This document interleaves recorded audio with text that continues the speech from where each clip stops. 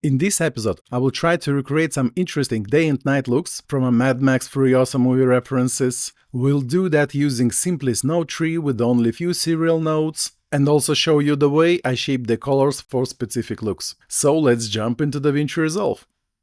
So here are the reference stills from a Mad Max Furiosa, and this one is a daylight look, and another one is this crazy blue night look. I will be creating these moods in these shots.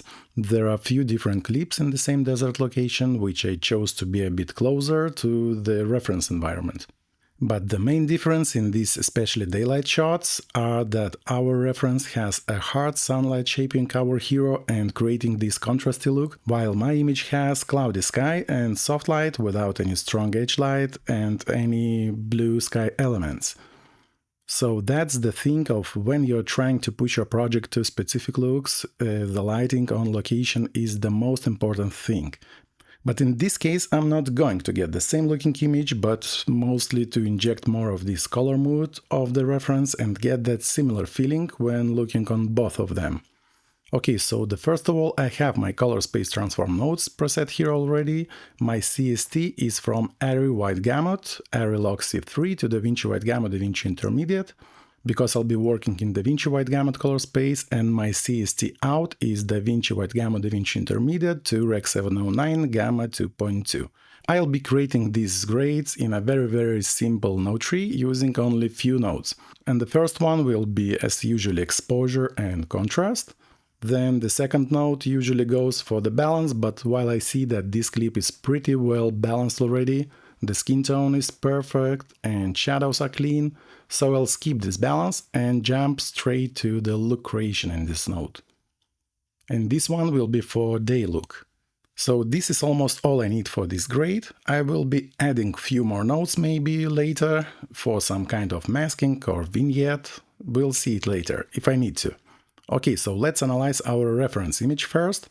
It has a really strong contrast, mainly because of this hard light, but I think I want to keep that contrast in my image too.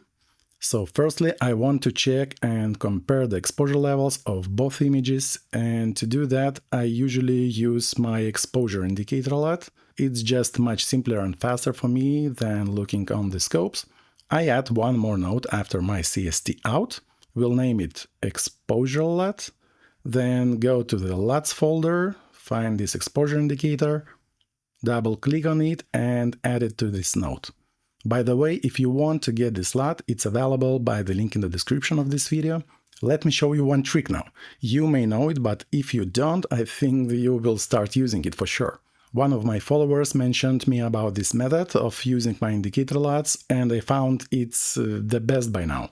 The point is to make this node as a shared node, so I could turn it on and off in all of the shots that are using the same node by one click. Let me show you how it works. Just right-click on the node that you want to be shared and choose Save as Shared Node. Then you'll see these arrows on the top of this node. This means that this node is shared.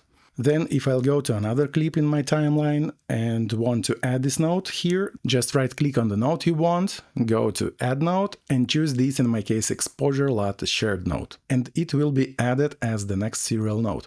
Let's do the same in our night reference still too. Okay, so the benefit of this shared node is that if I, for example, want to check the exposure levels in both of the clips, reference and my clip, let's turn them side by side. And after all of the adjustments, I want to disable this indicator LUT. I can simply disable it in one clip and it will be disabled in all clips that are using it at once. So I don't have to manually go and disable it in every clip. This shared node is very handy, for example, when you are using noise reduction in some of the clips. You can keep it off while editing, so it won't slow down your playback speed, and just simply turn it on in one of the clips before the render, and it will be turned on in all clips at once. Okay, let's turn on the exposure indicator LUT and analyze our clips. Here's the chart of its indication. I'll just maybe hide my clips to have a bit bigger timeline screen, like so. I see that my image is much brighter. This white and red indication shows that this area is clipping, and our sand with this yellow indication means also much brighter than this green indication here. So I need to make an exposure of my clip lower in this case to get similar indication colors. I'll go to my exposure node, HDR wheels, and push the global wheel exposure down.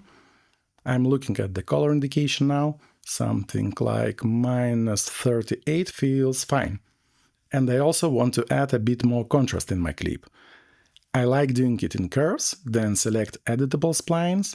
I check the black point first and maybe push this spline slightly down to get richer shadows.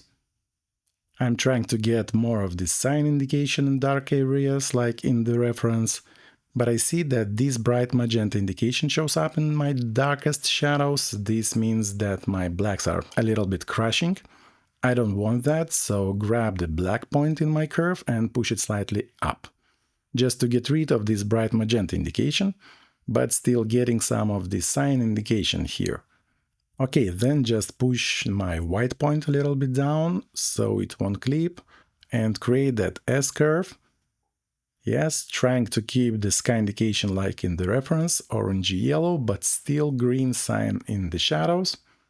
So something like that looks better for me. We've added slightly deeper contrast. Okay, let's disable the exposure indicator LUT.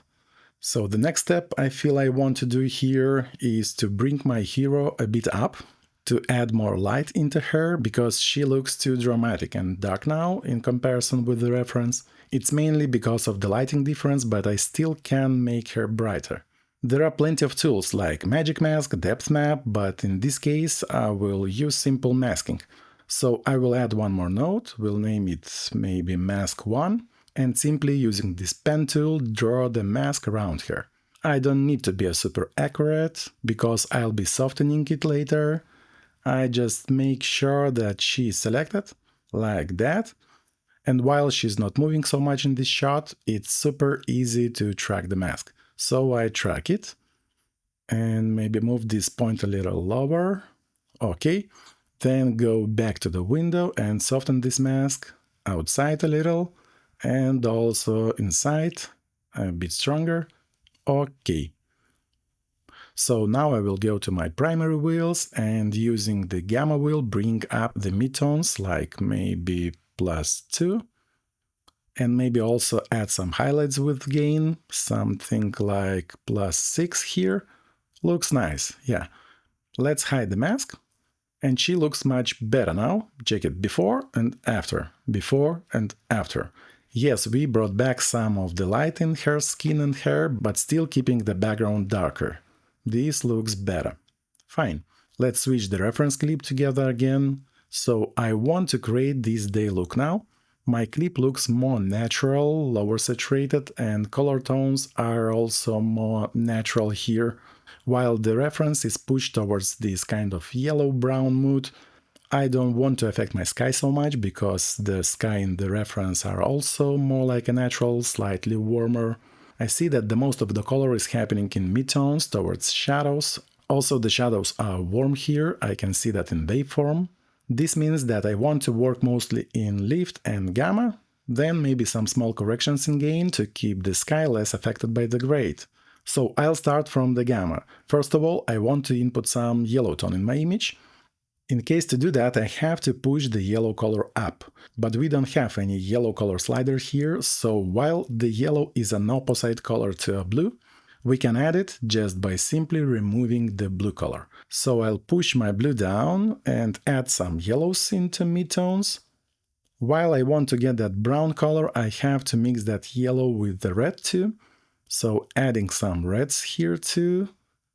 Okay, maybe not so strong over here. A bit less yellow in gamma, and let's try to play with the lift too. Add some yellows and some reds. Okay, I'm trying to get this yellowish brown tone, like here, maybe a bit lower in my lift.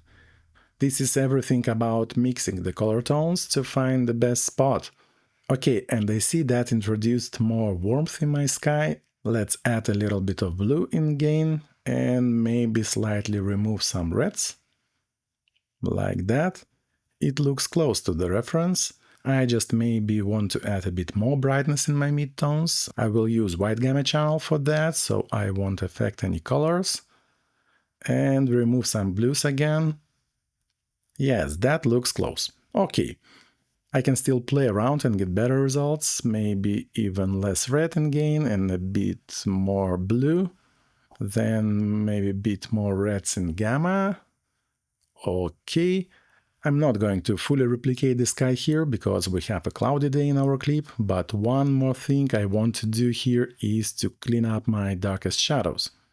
I feel them are too red in my image, so I'll go to the log wheels, shadows, and remove some reds here, just to get a bit better and cleaner blacks. So something like that looks really believable to me. Check it on the full screen. Yes, these color tones are really close and creating this overall brownish warm look. The only thing that we don't have is this hard sunlight in our clip, but an overall mood I think is fine. So let's recreate the night look now. I will disable this day look node. Let's switch the reference image. This is really stylish and blue look. So I will create a new node, we'll leave this mask node active to have a brighter hero. We'll call this node night. Okay, so in this case, I will show you my simple way to shape the colors in our image to get these curved hues as in the reference. But firstly, we have to analyze the saturation levels and their hues here. As I see that the highlights in the sky are most saturated and curved towards cyan hue in the vector scope, the midtones are less saturated and curved towards blue magenta side, and our shadows are still bluish but very low saturated and sits in between cyan and blue, green and magenta. Okay, I will try to mimic that, but firstly I have to deal with an exposure in my clip. I will do my additional night exposure in this night look node. Let's enable the exposure indicator LUT first and check the levels. As it's supposed, our clip is much brighter. I want to get that light green and cyan indication in my highlights, but still not to totally crush my shadows. So as usually, I'll go to my HDR wheels, global wheel exposure, and try to push it down, but still looking at my shadows. I don't want to crush them. Like that, -72 feels enough for the first step. I see that the deepest shadows became bright magenta and are almost crashing. I can fix that in my lift. Just push it up like maybe +2 is fine. And then using my gain I can darken my sky highlights down to the same indication colors as in the reference. Something like down to 74 feels good. And maybe add one more in my lift to keep my shadows visible.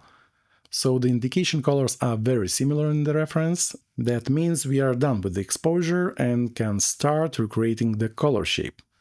As you see, our image is sitting in this yellow-orange vector now, but we have to push it down to these cyan blue tones.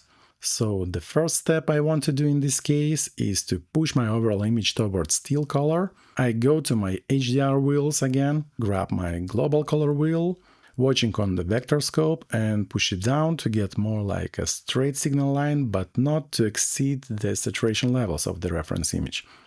Yes, something like that is fine as the starting point. And now I have to create this shape of my colors as a curve, same as in the reference. As I know that the midtones are sitting here in the center of the signal and pushed towards the blue magenta side, so I have to push my midtones there too, but still curving my highlights more towards cyan green side. Okay, I'll do that using primary wheels, but firstly have to decide what colors I'll be affecting here. While I want to curve my midtones towards upper right side of the vector scope, that means that I have to add the magenta tone here, or simply remove the opposite color, which is green. As you see, the green is sitting here and it's an opposite color to magenta. So by removing green, I'm adding magenta. And also getting this curved shape here. Okay, my main point is to shape the colors in midtones and highlights first and align them with our reference. So while I pushed my midtones towards magenta, I have to do an opposite in my gain and push my highlights towards green. So add the green here. Push my gamma green down again. Don't look at the shadows now, I will fix that later. And do the same, step by step, pushing my gamma and gain while I get the best shape in mids and highs, something like that.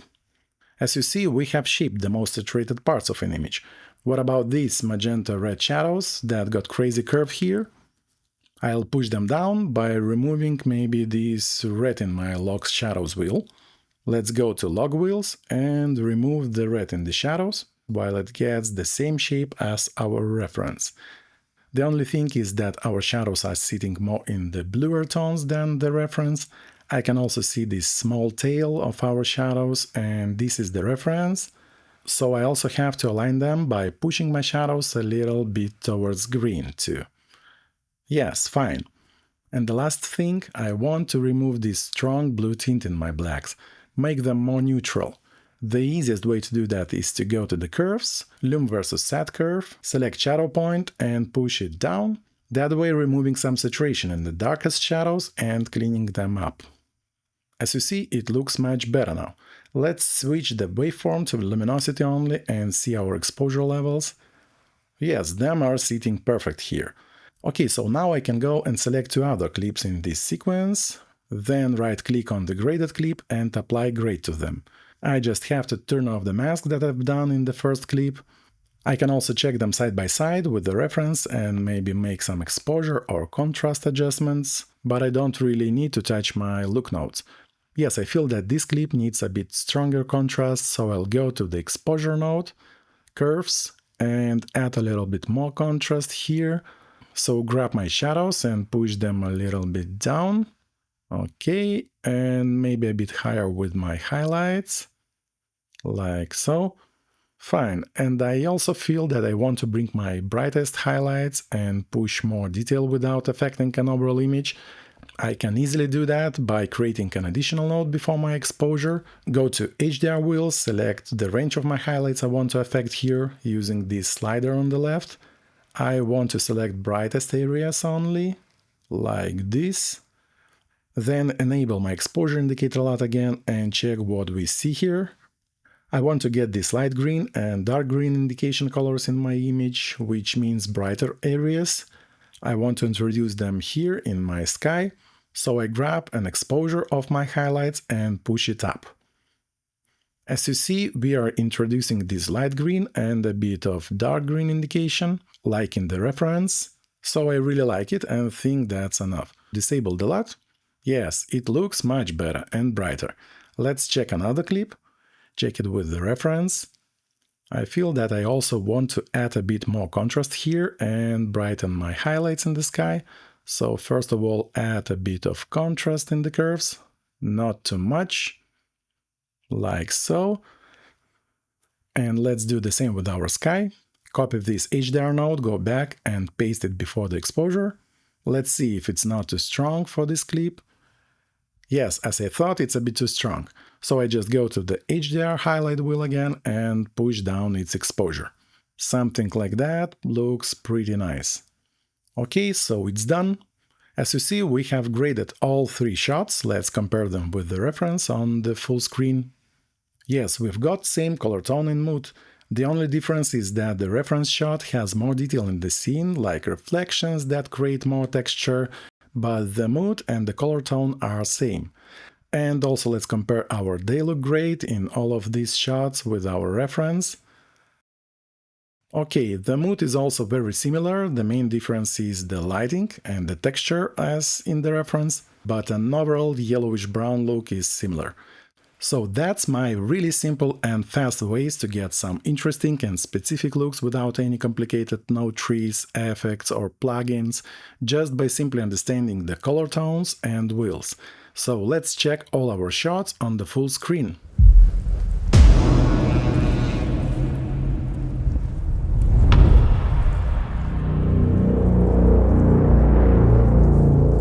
Thanks for watching this episode. If you'll have any questions, let me know in the comments below. But now, don't forget to hit the like button, subscribe, and I'll see you in my next one. Bye!